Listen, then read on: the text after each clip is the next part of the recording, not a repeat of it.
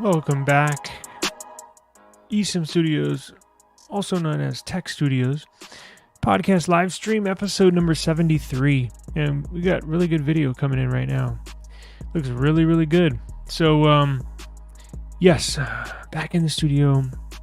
Apologize for yesterday. Sometimes I got to take the studio with me and live stream from the car when I'm running errands. So, appreciate y'all joining me if you did yesterday. Again, I was in the car, I was running errands. It's all good. Got a lot going on in the background, professionally and personally as well. So thank you for hanging in there with me. Got a number of topics to get into today. Not going to make this too long.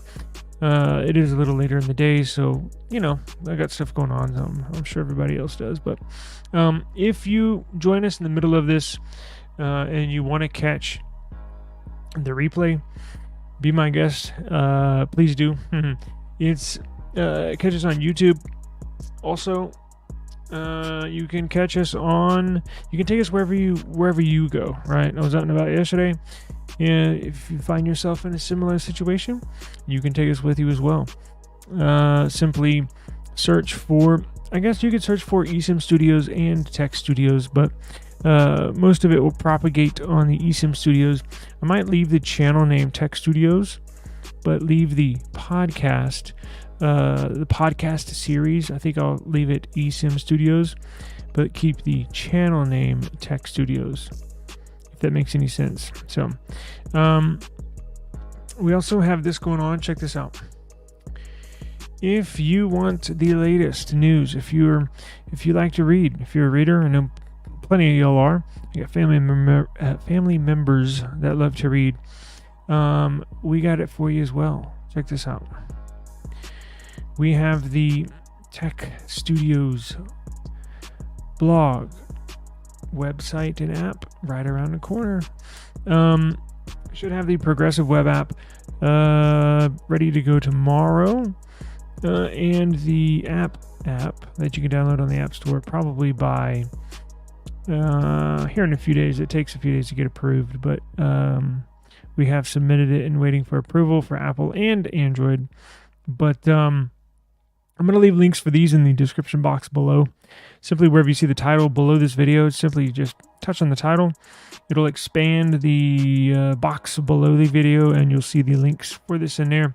I got all the latest and greatest Android news, tech news for you here. I also have episodes of my podcast here on the right hand side, and if you want to learn how to unlock iPhones for free, got a link right there too.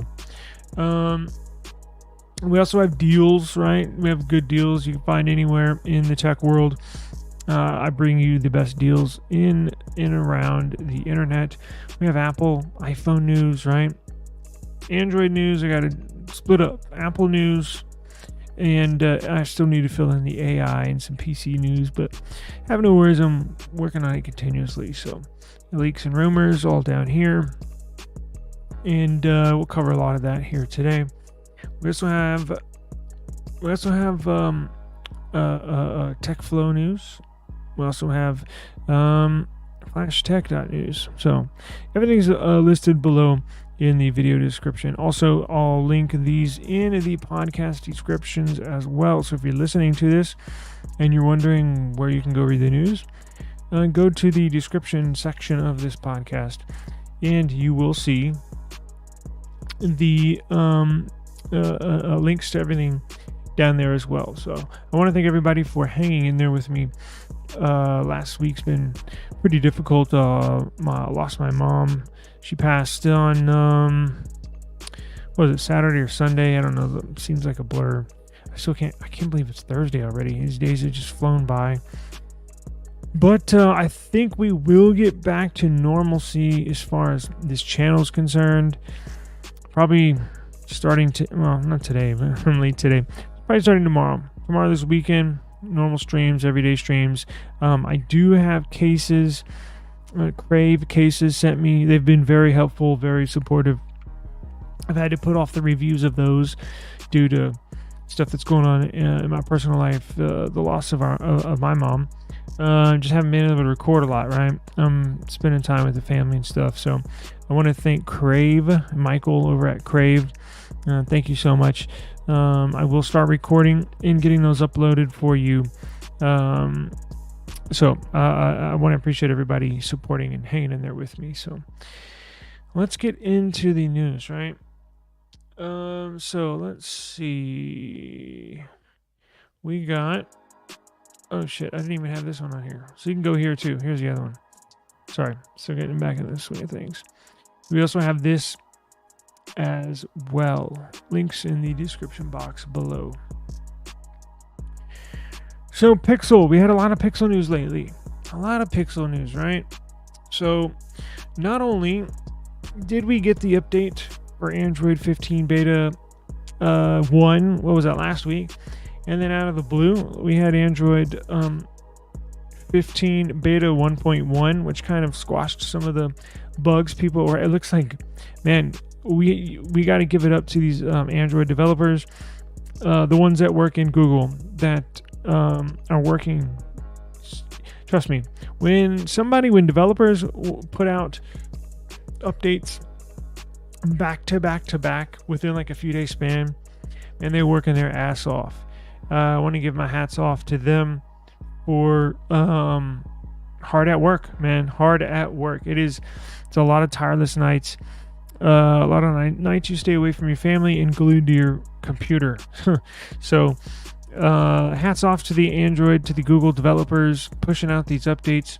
But before we get into some update news, I wanted to look at some of these pictures. Now, this is not new, but it is kind of new because we do get new visuals propagated for our brains. Check this stuff out right here. So we all know the Pixel 8a series is due for a refresh here, typically at Google I/O every year. I think they missed a year, but that was during COVID year, or one of the years they missed. But basically 4 out of the last 5 launches have been at Google I/O. That one being a sick leave. But Google I/O is coming up, right? May 14th is the Google I/O, where they it's like a big celebration. Google CEO and board members and directors of teams, Pixel team, director of the AI team, director of Google search. They all come together and have a big celebration. They tell you a bunch of cool stats of how much they've grown and all this good stuff. But they also let you know what they've been working on this past year, what we as a consumer can look forward to from here on out. Moving forward, right? Like the cool stuff, the cool tech they've been working on in the background that we don't hear about. But also what they do is they release products. I think they've released a Google router in the past on Google I/O. I think they released a tablet at one point, Google I/O. And it seems like a staple every year that the A series gets released at Google I/O every year. So here in about 3 weeks, we're going to get a brand new Pixel 8a. And man, as of over the last week, we've been getting a ton of leaks. We now know what it looks like. We now know some of the specs. It's going to have the same tensor processor the Pixel 8 series has. It's going to have a 256 storage variant version. If you want expandable, or sorry, not expandable. If you want expanded storage on a budget phone, they're going to give it to you. Finally, it's been years, been asking for it for years, and they're finally going to give us a greater increase in storage on their A series devices. Forever, it was just 128 every year, and I'm sure as apps get bigger, as picture data gets bigger, metadata gets bigger with every single year, every single app, almost seemingly with every new phone and sensor that comes out that takes photos, it's gathering more and more and more data. And when they send you those photos, it's sending you more and more and more data. So the 128 gigs of storage, they go quick. They go really fast. I could probably I could probably just normal usage, not trying to blow through it or eat up all the storage. Normal usage. Now this is not transferring data, right? Because if I transfer my data from any one of my phones onto a device with 128 gigs, I'm gonna already reach the limit from day one. But starting off from 0, I'd probably run out of storage within a couple of months, right? That's just a matter of fact. But we did get some new flavors, some new colors, and they look really, really cool. So they have a mint green. They're going to bring back that mint green that they released for the Pixel 8 series. But they're also going to bring back the blue. Now there's a catch with the blue one. Different shade of blue. So it's not going to be this light blue. It's not going to be this sky blue that you and I are so used to seeing on advertisements and some of y'all in your hands. I know we have a lot of Pixel subscribers here on the channel. It's going to be a dark blue, dark navy blue. It looks so cool. They've been doing really, really good jobs with their colors here in the last 2 years, and I hope they continue it. And it's cool to get a white or black phone every now and then. Well, I'm done with the black phones. Side note, for years, I used to get all black everything. All black phones. Like anything if I was going to buy it, whether it's electronic, anything, it was always going to I went all black everything. And kind of in this last I'll say 1.5 years, I think since the Pixel 7 Pro, I flipped the script. I'm going everything white. Now, I didn't get a white Pixel 8 Pro, but that's because the blue looks so cool. But look how cool this looks. I mean, you can't beat that. That's white. And then you can't beat this as well. 2A. I mean, it's just woo. And then I have the S24 Ultra in green, mint green. So I'm kind of branching out a little bit. Of course, back then, because I went all black everything from like maybe 5 years ago to up to 2 years ago. So there's a good 3-year span where everything was all black, my electronics. But it seems like up until recently, at least on the Android side, they haven't really provided a bunch of cool colors until recently, right? Now you're seeing Pixel. Now they came out with Coral with their 7A, which was cool, but that was just one cool color, and then a black and a white. Now they're coming out with the 8A, a black, a white. They're going to have traditional black and white, but now they're doing their mint green and their dark navy blue. Let's see if we can find it in here. I got a ton of, is this it? Yeah, this is it. Now, it looks a little lighter. When you see it on there, it actually kind of looks like this color, no? But you can tell there's a slight difference. So the one in the pictures is a little darker, and it's weird because I've seen a in real life picture of this Pixel 8A in somebody's hand. The backside, the blue looks a lot darker than it does here on a computer screen. Not sure why or how that happens, but it's just, hang on. Okay, making sure my volume works. So they will be coming out with those. Should be a just over a 6-inch screen. I believe it's 6.1-inch screen. Gonna have the Tensor G3 CPU in there. I think right here, look at this one. Oh, that's the 8 Pro. Interesting. Look at this article down here. I did not see earlier. Pixel tablet, they're gonna relaunch it with a pen and a keyboard. And sadly to say, I don't think that will save the Pixel tablet from a forgotten existence. Google really messed up on this Pixel tablet. They did make some badass tablets back in the day. If everybody remembers the Nexus 7, hell, even the Nexus 9, even though it had overheating problems. Just little things, right? Like, this one, the new Pixel tablet doesn't even have a GPS on it. like little things like that. It doesn't make any sense to me. But let's see here. So we got the blue. We got a ton of photos. We got the blue. We got the black. We got the white. And you got the wallpapers.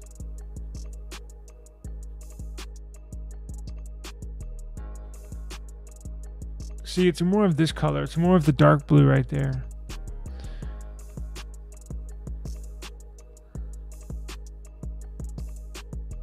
So anyways, that will be released May 14th. Rumored price, release price, launch price, whatever you want to call it, for the Pixel 8a. Rumored $499, which is a $50 increase over the Pixel 7a. And if you remember, the Pixel 7a came in at $449, basically $450, and that was an increase of $50 over the Pixel 6a. So in a couple years span, you see the price jump way up from basically a phone that costs $400, seems pretty affordable, all the way to $500, and that's the 128 gig model. That's not even including the 256. If you get 256, you got to add on $50 extra. So we got the Pixel 8a in the 256 storage variant. That would be $550. Yikes! That was the price. That was the price of the Pixel 8 brand new, or the Pixel 7 brand new. So as you can tell, the specs get a little better. They stayed stagnant for years, seemingly from the A series. I think they put 8 gigs of RAM in, or they did 6 gigs 1 year. Now they're putting 8 in, but pretty stagnant spec wise over the first few years of its lifespan, and they had a small increase in the middle years. And then these last 2 years, they steadily increase the specs, but so do the price. And where does that fit in? Where does that fit in? Where would you, as a consumer, why and or where would you purchase? Not necessarily where. Why would you purchase this device? So who are the competitors, right? You got to think of other cheap phones. So OnePlus 12R. That is their OnePlus has the R series, which is similar to the Pixel's A series. Now, that's a carbon copy of their flagship OnePlus 12. However, it does have a little less specs, right? It has last year's flagship CPU, Snapdragon 8 Gen 2, but it has like 16 gigs of RAM, tons of storage, and you can get that for same price. Big screen, nice big AMOLED screen. It's almost not a fair comparison when you compare the Pixel 8a and the OnePlus 12R. Almost a unfair comparison. But price-wise, they're right around the same ballpark. So you have those two to compare. And it's interesting because I would even hesitate. Look, you can put the Nothing Phone 2a. Nothing is taking their A series moniker and slapping it on their mid-range phones. I would rather have. I've had all the A series devices. I would rather have this Nothing Phone 2a over any Pixel A series, including this upcoming 8. Why? Simply because, well, not simply. There's a number of reasons, but the number one reason that matters not only to you, but to me, is the cost. $350 for this phone, compared to, and this is the 256 variant, $200 cheaper for this phone than the Pixel 8a with a 256 gigs of storage. Look, the photo quality maybe a little better in the Pixel series, maybe not. These look pretty damn good. That's the other thing. I had everything lined up for a nice, good old review. I have some stuff recorded for this, and then got sidetracked or derailed this last week, but like as I mentioned earlier, I'm gonna get back on track. It looks like we'll get back to normal operating times and values here starting probably tomorrow. I think most of my family leaves out of town today, so starting tomorrow I'm gonna record some of these Crave cases. I'm gonna try to finish my review of this, but price is the number one thing, right? I know specs are, and some people buy. Well, I take that back. Very few people are like myself that'll buy something, and that special one thing that they want, whether it's a spec or a processor or something, is the number one reason. Typically, everything comes down to price, and why not, right? So those are the two phones that the Pixel 8a will compete against. The OnePlus 12R, and those are, again, I was just thinking in my brain for a second, those are really, really two different phones. Same price, two different phones. Now, you get the enormous update support from Google with the Pixel 8a. I think they're going to support it, up to another 7 years, something like that. And I think OnePlus only supports the 12R for probably 3 years, to be honest with you. Three years of software updates. I think 4 years of security patch updates. But if you're not going to hang on to your phone for that long, then that shouldn't be a deciding factor. Let's see. Is there any other device? I guess there's a Motorola. I'm not going to recommend Motorola just yet. I got to see some more commitment from Motorola before I can start recommending those phones again. I just got to. But that is the Pixel. Actually, you know what? I think I'm going to reach out to my rep over there and see if they can send me one. I have so many emails. Maybe they already sent me an email. I have so many emails I've missed. Just over this last week, it's insane. I was looking at scanning a quick little scan, like, damn, what did I miss? And I was like, whoa, it's a lot. How's it going, sir? Appreciate you joining me. Thank you very much. And you have I got news for you. I got news for myself. I got news for every Pixel owner. So moving on to the next story. Check this out. As I mentioned at the very beginning, the Google developers they're hard at work. They're working overtime, day and night. And I'll go back to this statement. When you get a company that pushes out, 3 updates in the span of, how long has it been? Probably 2 weeks, 10 days, 2 weeks. That's some hard work. So if you're not aware, I know I just announced, what was it? It saved me probably 2 days ago, that the Android 15 Beta 1 was released. Well, that was about a week ago. And then a couple days ago, I said, there's 1.1 is out. Holy crap. They're moving quite along. Well, guess what? We got Android 15 Beta 1.2. That's now available. Apparently 1.1 was to fix and squash all the bugs that Android 15 Beta 1 brought upon people. I didn't have any. My usage got interrupted here this past week with this phone. As I could tell, no issues on my end. And let's see what Android 15 Beta 1.2 brings us. Let me check my phone real quick. And we'll see.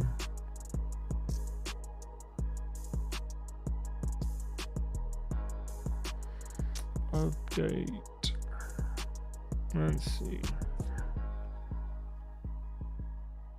Where are we at? Yep. What do you know?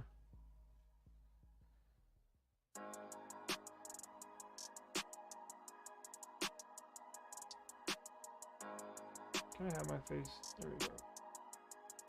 So, Android 15 Beta 1.2 has officially dropped.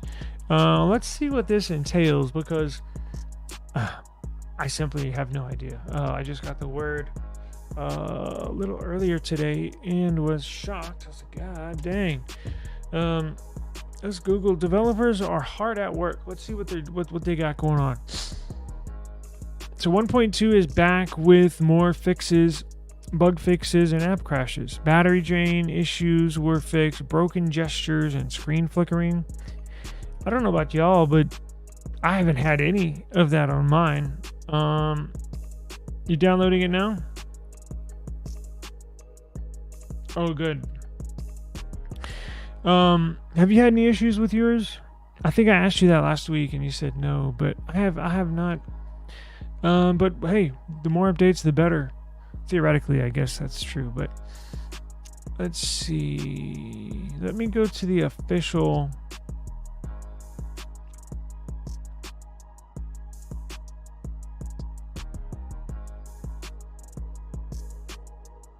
So here is the official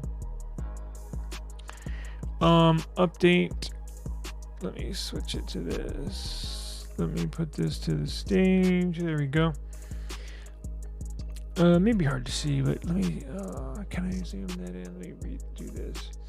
So here's the official 1 point. And again, it's kind of weird that, or is it just me, that Google uses Reddit for all announcements over a Google product? I don't know. Damn it. Whatever. But let's see what we got patched today. Fixed an issue sometimes causes apps to crash, freeze, and or display application not responding. Fixed a system performance issue that caused excessive battery drain in some cases. Fixed an issue that caused the system settings app to crash when trying to add a fingerprint. Let's see. Fix an issue that could cause the screen to flicker repeatedly. I have not seen any of those, thank goodness. And if you have those on your phone or any one of those issues and you're running Android beta, please check your phone for an update. It's available. And then that's a good thing about, that's one of the, I guess, one of the reasons why I don't mind running the beta program with Google. They sure do, they update theirs quite a bit. They're always continually working on it. So and thankfully, maybe it's just me, I haven't had any major issues in the beta program that I can think of. I've been rather lucky, but for the most part they're totally fine, and that's why I encourage it to so many people. But obviously you need to take a timeout for caution, and and it'll warn you too before you update your device. Could cause app crashes, blah blah blah blah blah, all this and that. But me personally have not really had any major issues whatsoever. So let's see here. So it looks like no features, just bug fixes. But even if you don't have any bugs, still encourage you to update it. Could get better battery life, as they say. Better call quality, faster download speeds. Maybe they tweak the modem, stuff like that. It's always good to update it, even if you don't have any issues at all. I would still go ahead and update it. Cool. So mine will take. You know what? They're supposed to fix the speed of these updating, and this one looks like it's moving rather slow here.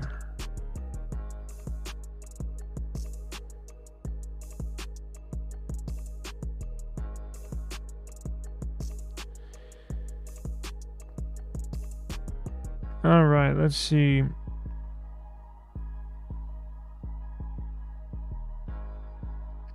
All right, people. Well, I'm gonna have to set mine down and update it off camera. I was gonna see if there's some way I could. They're supposed to fix the speed of this updating faster, and it looks like it's fallen back to its old ways, or it takes forever to update, but we'll check it. Okay. Now, I was over at I guess my dad's house now, all week basically. But yesterday when I did the live stream in the car, I was running some errands, went back to his house, and we were watching. Well, he was watching CNBC Market Watch, and what do you know? They were talking about the hosts were talking about Meta and how they performed the last quarter of the year 2023 and in the first few months of this year 2024. And I was telling my dad about the Meta's new llama.ai, their new basically AI website similar to ChatGPT. That's how I referred it to my dad, who's pretty, he's more knowledgeable on tech stuff than most people that's his age, but there's a certain limit where he just didn't know the depth, right? So I compared it to ChatGPT, even though in my mind, through my testing, it's better, right? It's faster, it's more accurate, and it has real-time information, which ChatGPT can't do. Now, I don't know about ChatGPT 4, but we're not going to get into all that. I say that to say this, right? So Meta's, all these big tech companies, their quarterly reports are coming out. Some are having really good quarters as far as profits, revenue, stuff like that. Some not, that's just how it goes. But I think Meta is on the right track.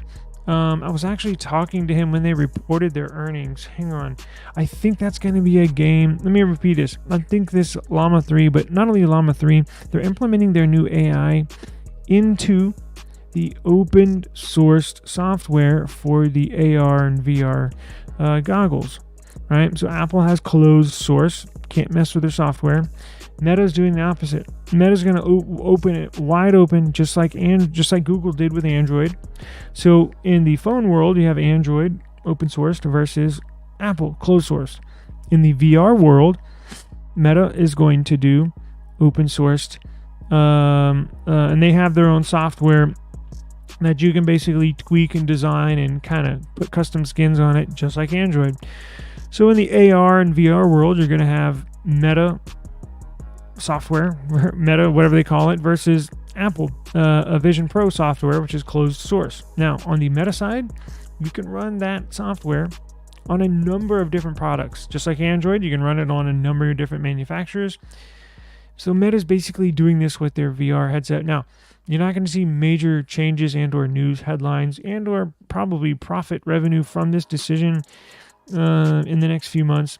This is going to be this is going to benefit them immensely down the road, maybe a year from now, 3 years from now, 5 years from now, possibly 10 years from now. Lord knows where we'll be in technology in 10 years, but short-term future, 1 to 5 years, it's going to do them wonders when it comes to profitability, revenue, stuff like that. I think we're just barely scratched the surface of all this stupid AI stuff.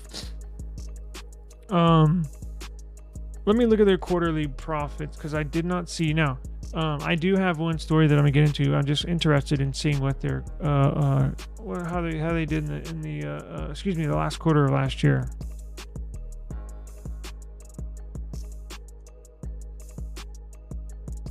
Damn, this stock is down way big time today. So look at this. They're down $52 today. 10%. Is this right?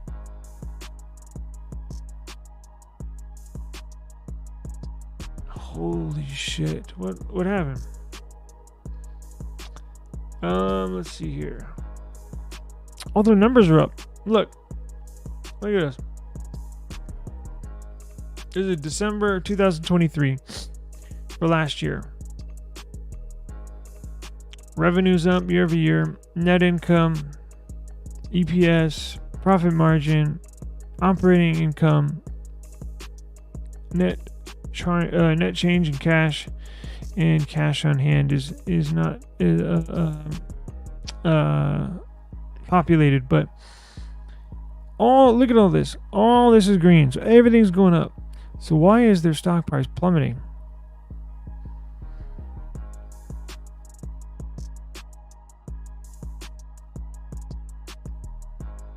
I have no idea. And neither does my computer because I'm trying to select this. Where we at? Okay.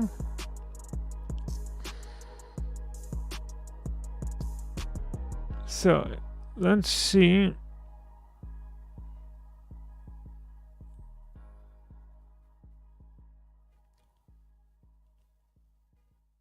Wow, you know what? That's what it looks like. People are not happy with the future. So I guess I'm one of the rare people that actually think this is going to be a good thing for Meta in the future. Because in these earnings calls, they'll talk to the CEO, they'll talk to the CFO, a couple of heads at the company, and they'll talk about what's been performing well, what they're going to focus on in the future. But it appears, check this out. It says Meta stock plunges 15% on aggressive AI spending. So, in what I mentioned, it wasn't yesterday. I think it was 2 days ago. And when Meta released the announcement of this new Llama 3 AI, right? They spent a massive. I'm not gonna go into it in depth. If you want to go into it in depth, you can replay our live stream from 2 days ago. So if today's 73, it'd be a podcast episode number 71. Not the one where I'm in the car. It was the one before that. So basically in the GPU shortage, remember when all the GPUs were sold out and overpriced a couple years ago? Well, at that time, Meta said, well, shit, we can't get our hands on any to help run this new Llama 3 AI system we have. So let's build our own GPUs. So Meta spent billions upon billions of dollars making their own GPUs, which good things and bad things. I think it's a good thing. Obviously, you do have to spend a lot of money to generate that, but it pays off in what you can do in that specific tech. You're not tied down to NVIDIA with their certain tendencies, or you're not tied down to any of the big GPU manufacturers when it comes to kernels and source codes and stuff that they run on. When you manufacture your own GPUs, you make the source code, you make all the kernels, you call all the shots. And that's, again, why Google is switching to their own CPU in the Pixel 10. So they can call all the shots. So they're the boss in charge of, they don't have to answer to anybody, right?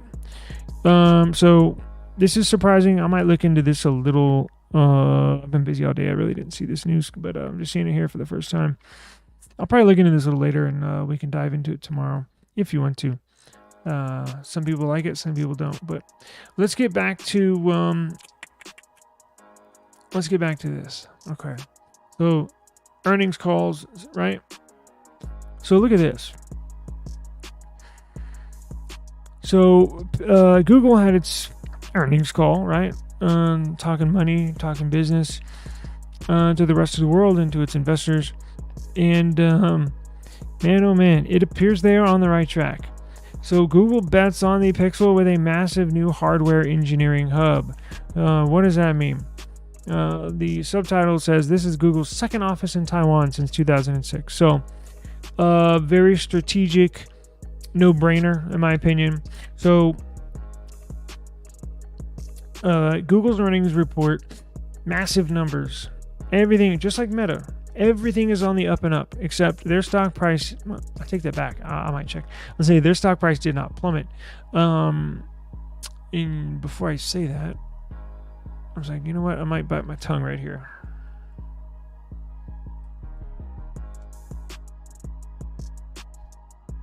All right, so they're down what? Check this out. Or Alphabet. I put Google stock, but it's Alphabet.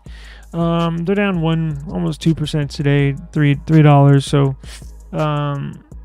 it's fine. But look at these on the right here. See, look how big Meta's down. Amazon down, Microsoft down, Apple up slightly. but that's because of one specific reason, and we will get into that shortly. But getting back to Google. So Google, as you know, mentioned it here plenty of times, not with this upcoming Pixel 9, but with this next year's Pixel 10 is when they fully take charge of their own CPU. From the ground up, foundation up, design, everything. Now they signed a deal with TSMC, and what TSMC does is basically Google plans out the CPU, the schematics, the design, the parts, everything. And they simply give all their information to TSMC. TSMC simply puts the parts together and packages it up real nicely to make it a nice new Tensor G5, sparkling, nice new Tensor G5 CPU for the Pixel 10. Remember, not for this one, next year. TSMC is the manufacturer for Apple. They manufacture all of Apple's CPUs. So Apple schematics, plan everything, design it from the ground up, and then they give those plans to TSMC. TSMC manufactures and or puts together that CPU. And then once they're done with those CPUs, they send them to Apple and to go, or maybe probably to another manufacturing plant to be put inside the iPhone as it's being built. Well, Google's doing the same thing. But their numbers showed massive growth, not just in Google, which it did, or Alphabet, not just in the ads department, not just in the search department. In the hardware department, numbers are sky high, meaning business is good for Google. They've been selling a ton of phones. This is good. This is what we want to see. If you're a Pixel fan, this is exactly what you want to see. Now, again, yes, it looks small compared to Apple.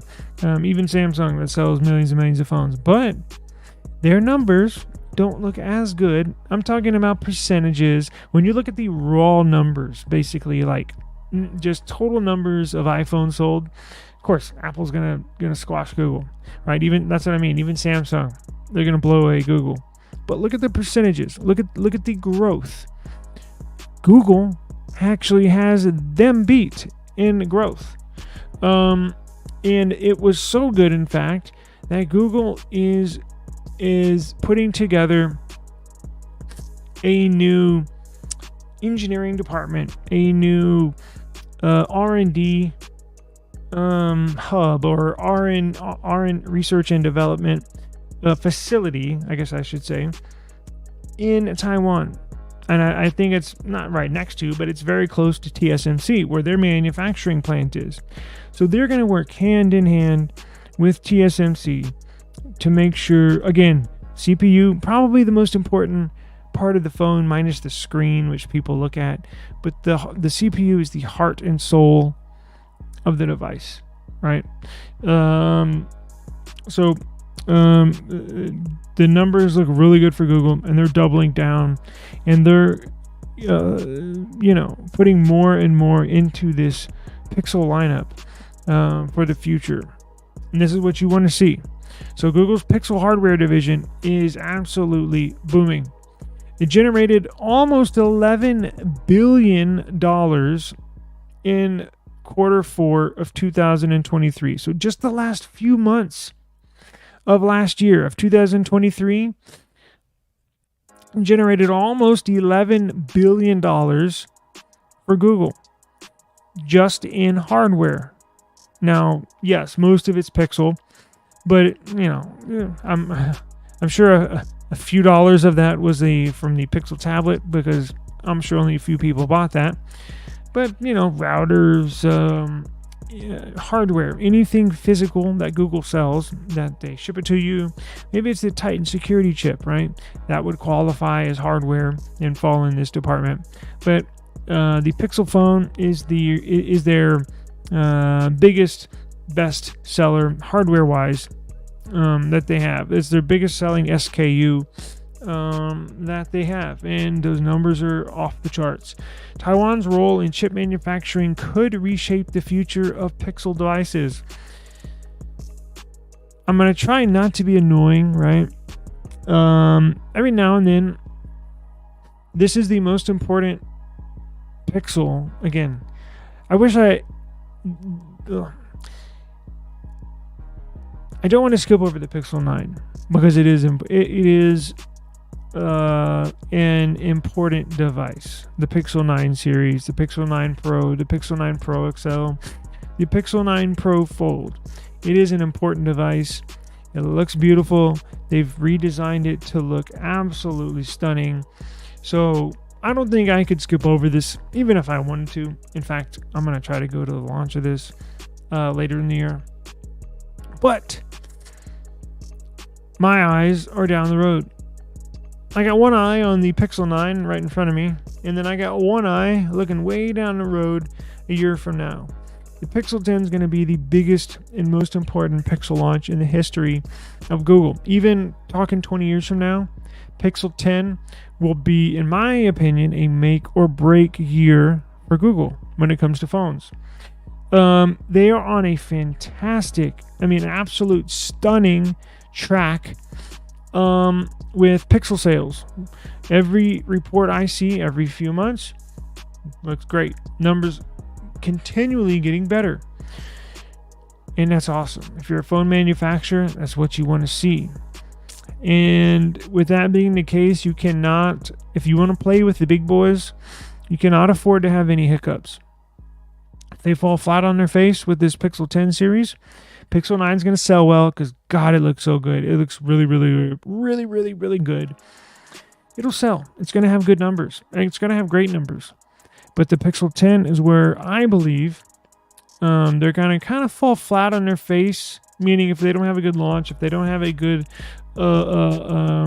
fanfare, if it doesn't get a lot of, really, really good reviews, if it gets poor performance, right? That's when their sales is probably going to start to plateau, meaning level out. If they in this Pixel 10, because with this Pixel 9, minimal upgrades, minimal performance and boost. Pixel 10, if they can come blazing out of the gates with a CPU that blows us all away, that's right up there with Apple's best Bionic chip. That's right up there with Qualcomm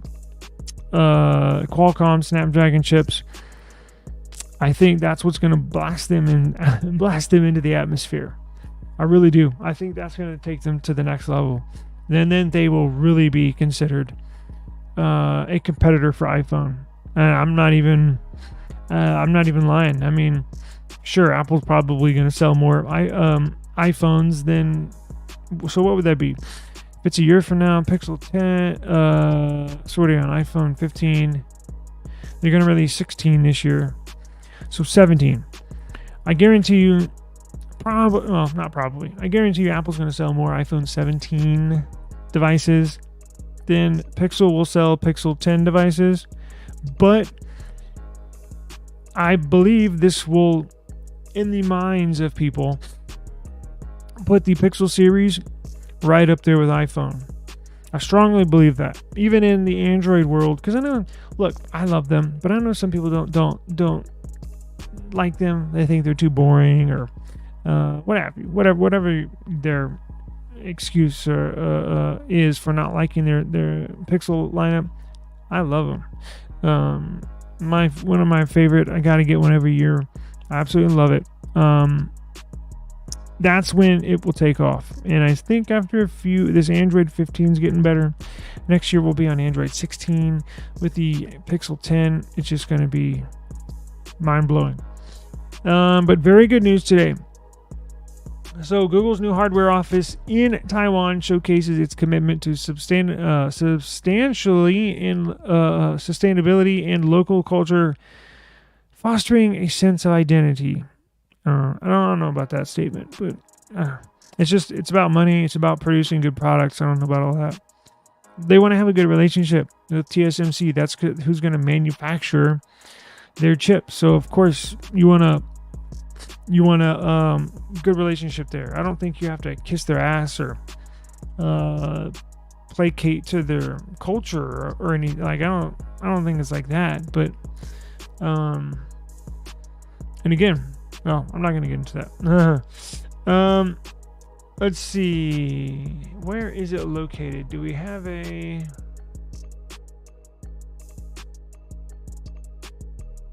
Google's plan to grow Pixel with pop culture ads and sponsorships are working. The key to overcome Pixel's late start is putting them front and center.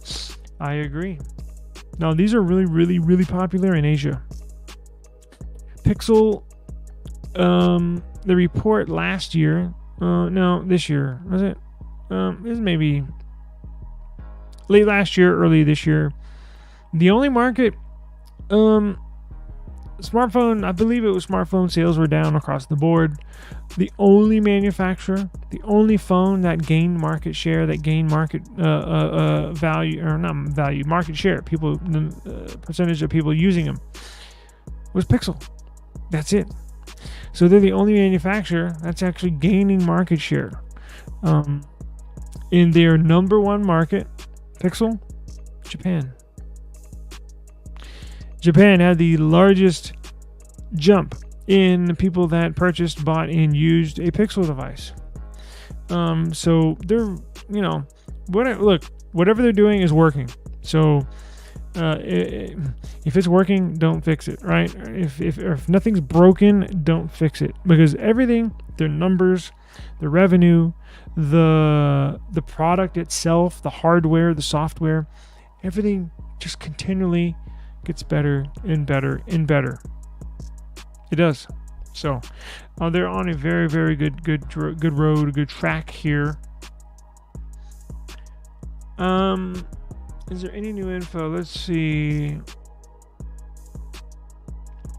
So get this. So TSMC, who I mentioned, manufactures Apple's chips.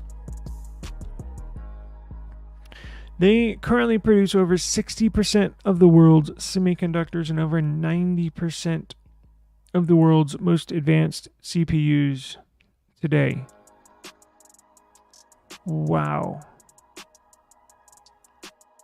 Let's see. Google's first Taiwan office was opened in 2006. The new office, however, is located on the T Park campus in New Taipei City. It will host thousands of Google's... Oh, wow. So it's not going to be a little office. This is appears to be a pretty big deal. I wonder if we can get a satellite image. Hang on. Where was I?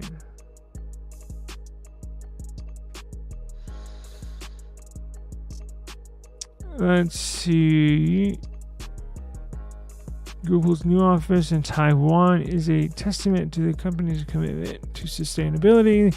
The building is designed with energy efficiency in mind, incorporating 240 photovoltaic solar panels and batteries to harness renewable energy.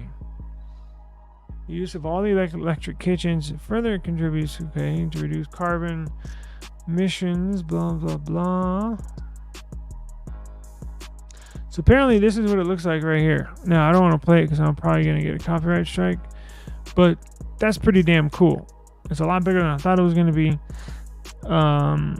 It's going to house thousands of employees.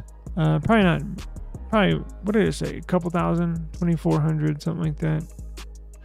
Now, this is not going to be their main headquarters for Pixel division, although I probably could see it being one day. But this is going to be a major hub, right? If you get hired on by Google and they point you to the Pixel division, at some point in your career with them, you're going to go to this location for whatever reason. So it's going to be a main hub for Google and its Pixel hardware division.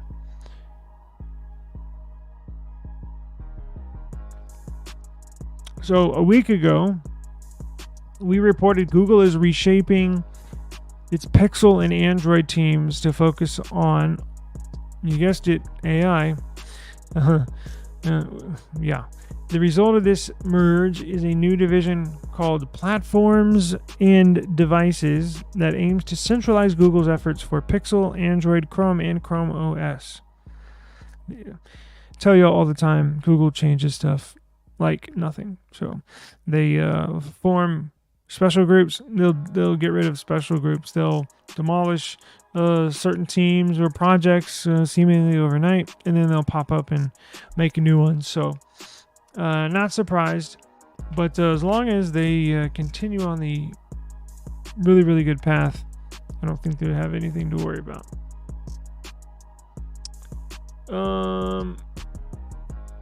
With that being said, I have one more news article and I gotta get out of here.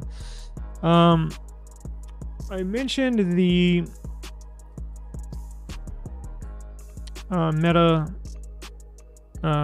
stock, Meta AI with their new Llama 3 AI in their new open sourced VR headset software, right? Compete against Apple and their Vision Pro. Well, a report came out that apparently Apple has cut the Vision Pro production in half, meaning they basically, in the manufacturing plant, instead of whatever numbers they have set for, we have to make 10,000 of these per month every month, and then they, with those 10,000, then they disperse those throughout the world to sell.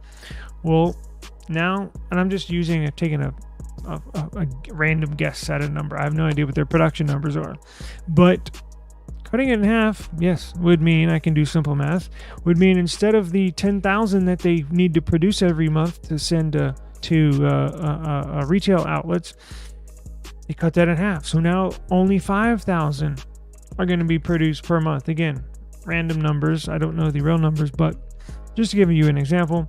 Now, why would they do that, right? Why would they cut their production essentially in half? Well, basically one reason, well, I'm sure there's more than one reason, but the main reason is, just remember, everything comes down to money. So they're just not selling as many. So why would you produce? Now, they came out the gates pretty strong. I know there was a little mad rush for people to get a hold of some of these. But it seems like after the launch, I would say maybe a week or two after the launch, nothing.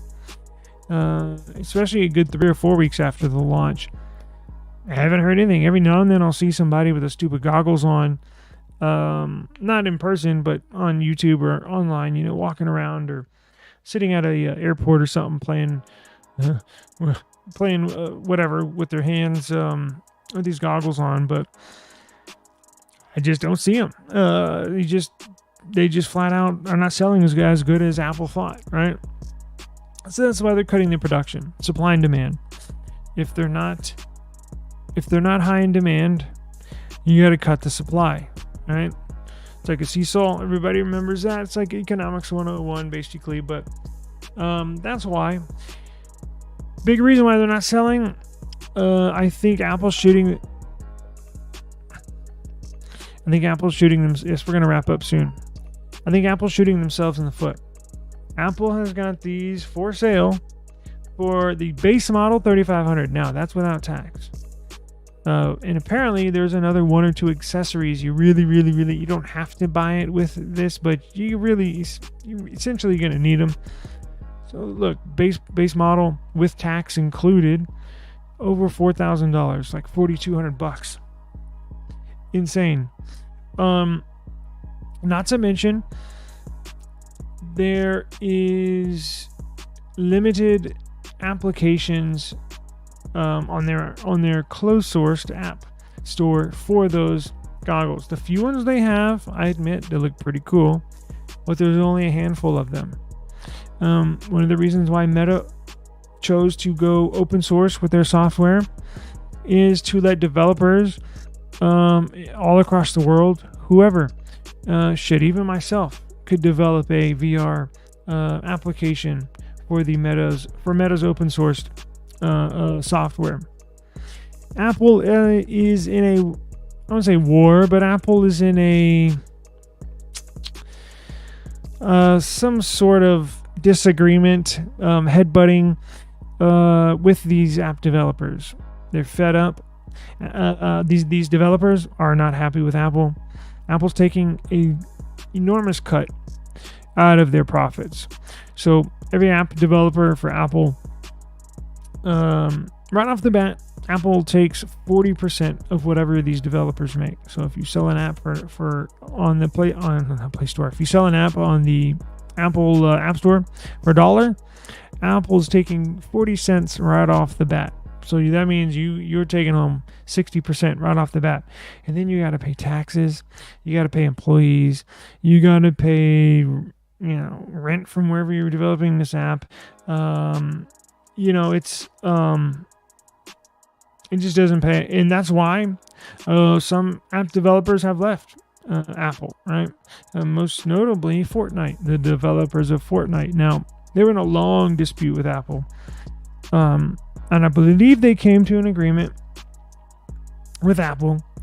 So I think they will be back, but I think that's just in the EU. I'm not sure. But look, there's just not that much. There's just not that many apps. And the cost is so high for these Apple Vision Pros. Why would, in my opinion, I take that back. We need to see what not only Meta, Facebook, and I'm not a big fan of theirs, y'all know that, but they could make a cool product. I'm going to reserve my judgment until I see what they can produce as a competitor for this. I know they have something out right now, but they're working on something new that will be out soon. That should be relatively close to what this is doing, and it'll have a ton of app support. So you'll be able to do so many just mind-blowing things with the Meta version of the open sourced version of those VR headsets over compared to Apple. We did get some numbers before we get out of here. It says production cuts are expected for 2024. Sales are said to have fallen far below initial predictions of 700,000 to 800,000 units. So they're apparently not even getting. Sounds like they're struggling. So they initially, right off the bat, thought that they would sell 700 to 800,000 units of these in a fiscal year, right? Let's see. Do we have any numbers so far?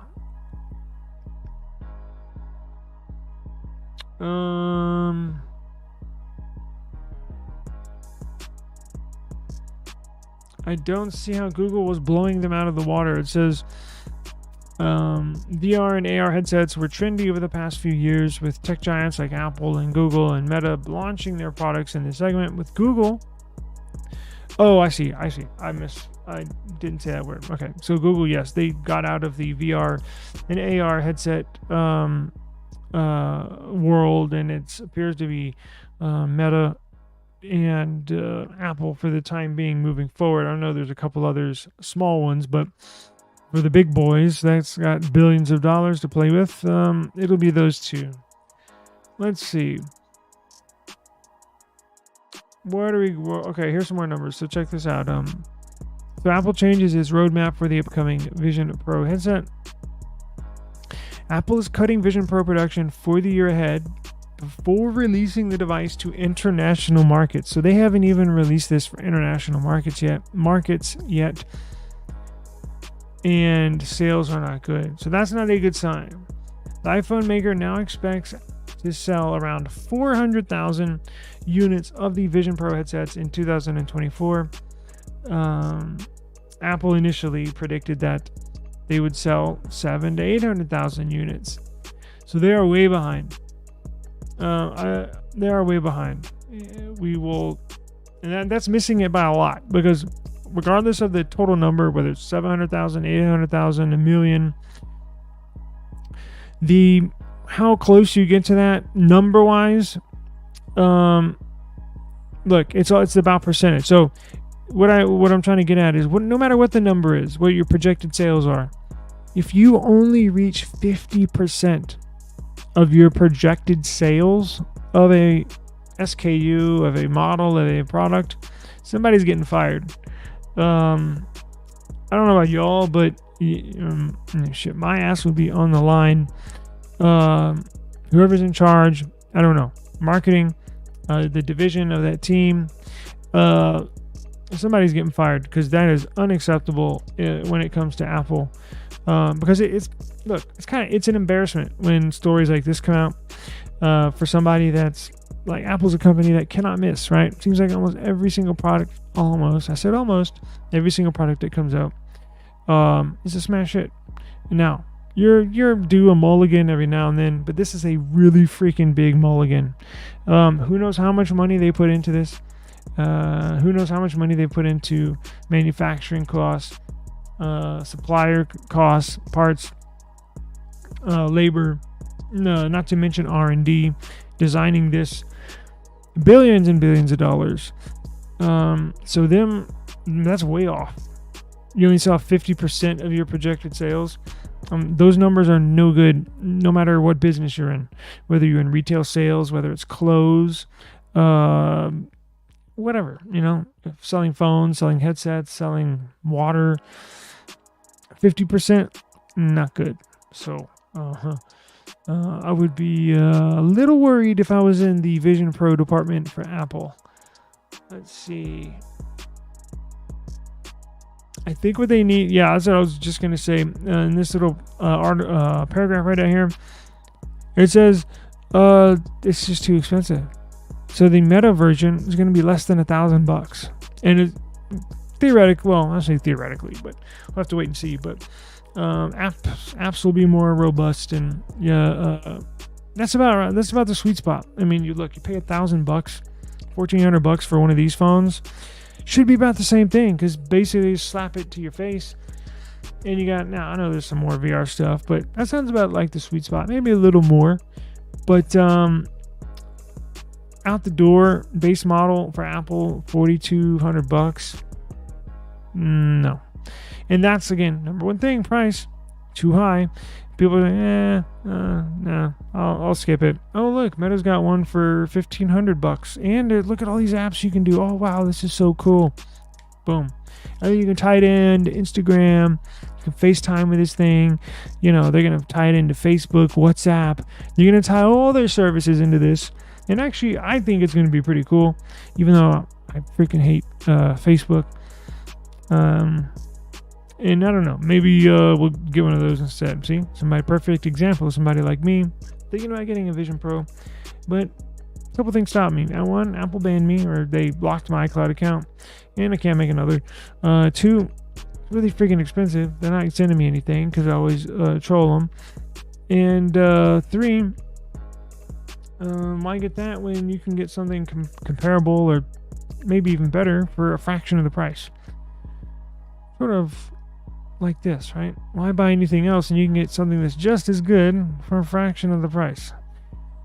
Okay, let's see. Quest 3 headset is now priced at $500, while the Quest 2 model is available for $200. So Meta has the new Quest 3. I'm assuming that's their latest and greatest headset. $500. Now they are coming out with a new one. Zuckerberg said in this interview I watched a few days ago. Should be pretty cool. Now, is that what they're saying? That should be up around 1,000? Yeah. So they will have Meta does have a new one coming out. It should be about $1,000. Okay, cool. Well, we'll see how that goes, but not looking good for Apple and the Vision Pros. Just not. I mean, look, it's cool and all, but the other thing that gets me is the weight. How heavy it is on your face. That would bother me. And not only that, but the battery life. From what I understand, it's only a couple hours, a few hours. That is unacceptable. And would drive me absolutely insane. I can guarantee you that. Look, Meta can blow the socks off of Apple. Meta can blow them out of the water if they just nail those couple of areas that are concern of Apple, right? If they can put together a very nice device, lots of apps to choose from, they tie it into Instagram, it'll be cool, I'm sure. Tie it into FaceTime? I tie it into all the Instagram stuff, or whatever they do. Tied into WhatsApp for the messaging, tied into Facebook.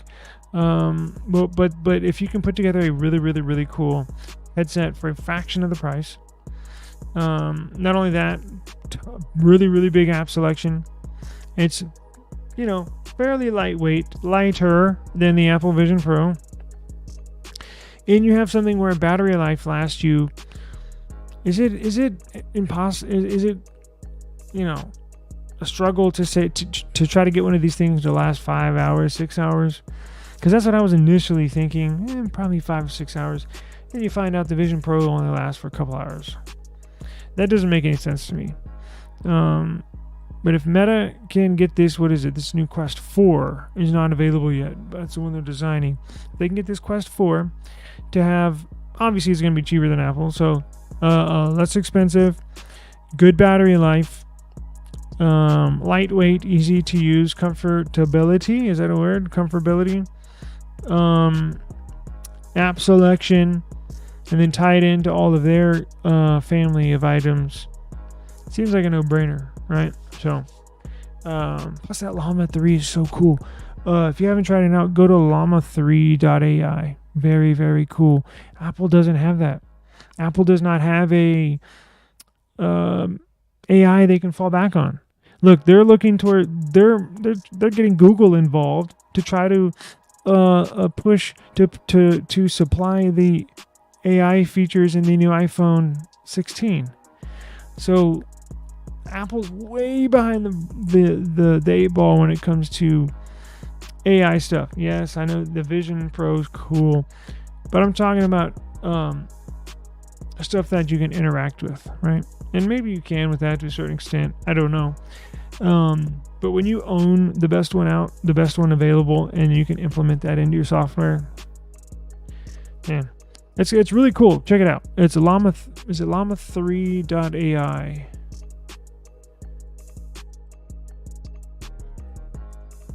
It looks like this right here. Wait, is this it? I probably went to a Dan Joker site.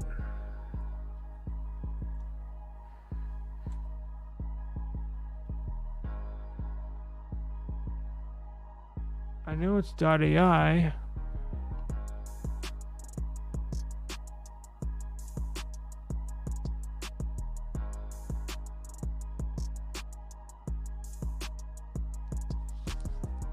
Maybe it's llama.ai.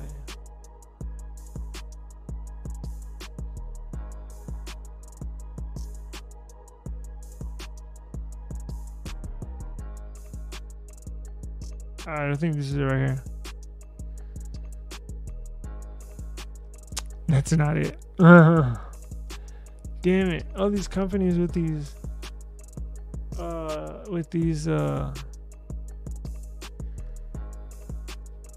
llama? What the hell is going on? I was just on there the other day.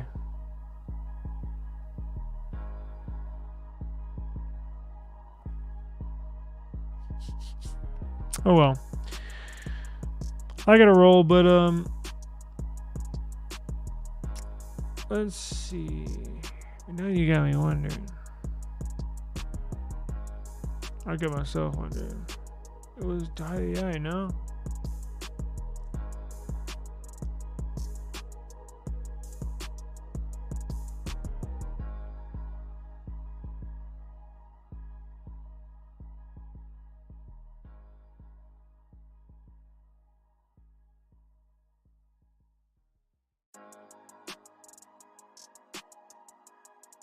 Okay.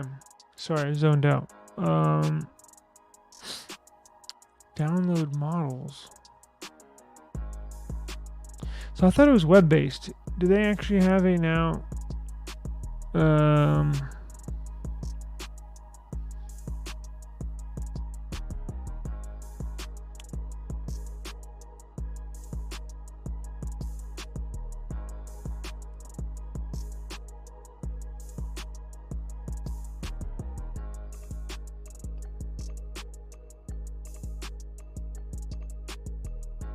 It's a llama.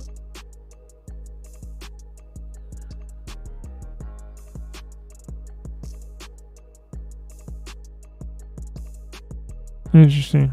All right, guys. Actually, you know what? This may be up. There we go. Maybe they changed it. Anyways, yeah, this is it right here. So this is what it looks like. You can ask it anything down here at the bottom. Oh, y'all aren't on here yet. Here we go. So you can basically ask it anything down here at the bottom. Or you can get started with a number of pre-selected topics that they got right there.